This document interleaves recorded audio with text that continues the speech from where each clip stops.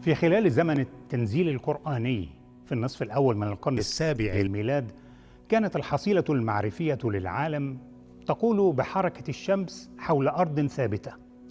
وعلى الرغم من الإجماع على الاعتقاد بمركزية الأرض في الكون في ذلك الوقت، إلا أن هذا المفهوم لا يظهر على الإطلاق في أي موضع في القرآن، بل إن كتاب الله على العكس من ذلك يذكر في أكثر من آية أن كافة الأجرام السماوية تتحرك في حركة دؤوب في أفلاك أعدت لها، حركة محكومة بسنن الخلق. لا الشمس ينبغي لها أن تدرك القمر ولا الليل سابق النهار وكل في فلك يسبحون. لقد كان من ثمار التوأمة بين العلم والإسلام أن كان علماء تجريبيون مسلمون ومفسرون مستنيرون يستلهمون آيات قرآنية محملة ببراهين علمية لفهم وتفسير هذه الآيات عندما كانت الحضارة العلمية الإسلامية في ذروتها. لنأخذ مثلا ما كتبه المفسر فخر الدين الرازي في كتابه المرجعي التفسير الكبير المنشور قبل حوالي 840 عاما. كتب عن شكل الأرض وعن دورانها حول الشمس قائلا: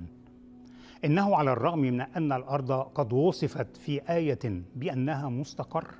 فهي توصف في آية أخرى باعتبارها كوكبا وكرة سماوية، كرة أرضية تدور حول الشمس. وإذا ما سئلت كيف يعيش الناس والكائنات على أرض مستديرة في الوقت الذي تدور فيه حول الشمس، فإن إجابتي ستكون أن الكوكب من الكبر، بحيث إن المساحات المنبسطة عليه ممهدة بما يكفي لكي تستوعب حياة الكائنات كلها فوقه. هذا وعي علمي وتفسير منطقي متوافق مع منهجه في التفكر العقلاني في آيات الله،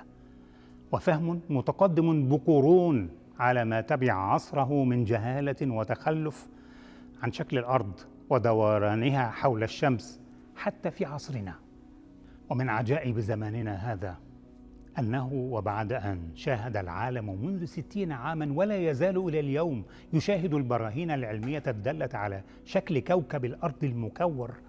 فإن الخريطة الإنجيلية للعالم ما تزال مصدقة لدى أعداد من الناس، ومن بينهم أعضاء جمعية الأرض المسطحة، وهي الجمعية التي أنشأها سامويل شانتون في عام 1956، ولا تزال تنشر دعواها إلى اليوم على موقعها flatearthsociety.org.